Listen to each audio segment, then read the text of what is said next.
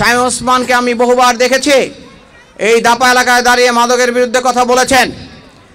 আমরা ঠিক পরের দিনেই দেখেছি, যেদিন উনি মাদকের বিরুদ্ধে কথা বলেছেন তারপর দিনে মাদকের দামও বেড়ে গেছে এবং বিক্রিও বেড়ে গেছে।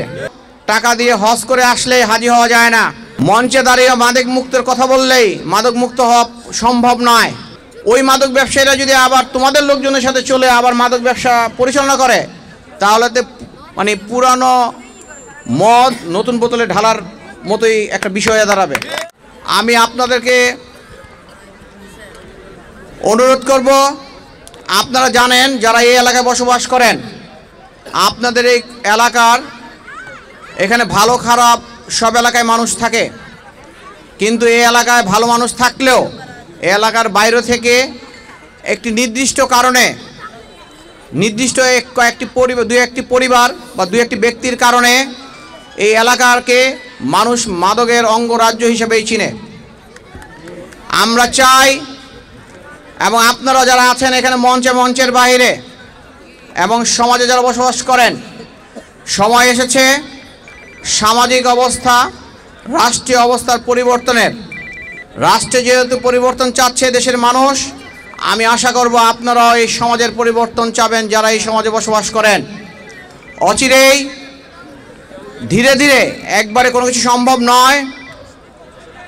এই এলাকা থেকে মাদককে চিরতরে নির্মূল করে দিতে হবে। যারা এই এলাকায় চিহ্নিত মাদক ব্যবসায়ী, আমি মাইকে বলতে চাচ্ছি না, আপনারা জানেন কারা ব্যবসা করে, আর যারা করেন তারাও জানেন আমি কার কথা বলছি। আপনাদের কাছে আহ্বান জানাবো, টাকা দিয়ে হজ করে আসলে হাজি হওয়া যায় না। মঞ্চে দাঁড়িয়ে মাদক মুক্তের কথা বললেই মাদক মুক্ত হওয়া সম্ভব নয়।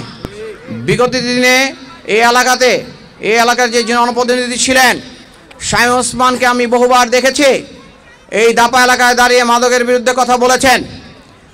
আমরা ঠিক পরের দিনেই দেখেছি, যেদিন উনি মাদকের বিরুদ্ধে কথা বলেছেন তারপর দিনে মাদকের দামও বেড়ে গেছে এবং বিক্রিও বেড়ে গেছে।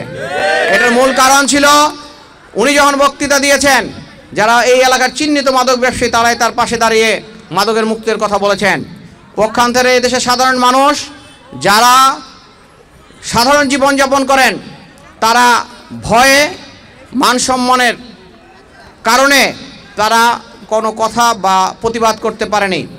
আর আমি এখানে মঞ্চে যারা দলীয় নেতৃবৃন্দ আছেন এই এলাকার বা এলাকার বাইরে, আমিও বলতে চাই, মানুষ উন্মুক্তভাবে যে চলাফেরা যেহেতু করতে পারে, উন্মুক্তভাবে যাতে কথা বলতে পারে। যদি কথা না বলতে পারে, তাদের স্বাভাবিক জীবনযাপন তারা যদি ধারণ না করতে পারে, তাহলে পরিবর্তনের প্রভাব বা পরিবর্তনের যে লক্ষণ সেটা কেউ উপলব্ধি করতে পারবে না। তাই আমি আপনাদের বিশেষত মুসলিম সাগরকে বলবো যে তোমরা যেহেতু এই এলাকায় বসবাস করো, এই এলাকার একটা প্রজন্মকে দীর্ঘদিন আমরা অনেককে চিনিও না, আমরা অনেককে দেখি নাই, বা এখনও অনেককে যাদের নাম শুনছি তাদেরকে দেখি না, কিন্তু এর মধ্য থেকে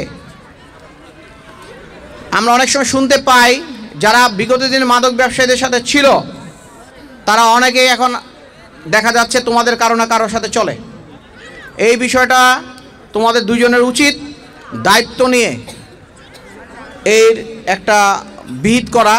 কারণ হচ্ছে ওই মাদক ব্যবসায়ীরা যদি আবার তোমাদের লোকজনের সাথে চলে আবার মাদক ব্যবসা পরিচালনা করে, তাহলে তো পুরানো মদ নতুন বোতলে ঢালার মতোই একটা বিষয় হয়ে দাঁড়াবে। তাই আমি বলবো মানুষ যাতে পরিবর্তন উপলব্ধি করতে পারে এবং সেটা যাতে দৃশ্যমান হয়।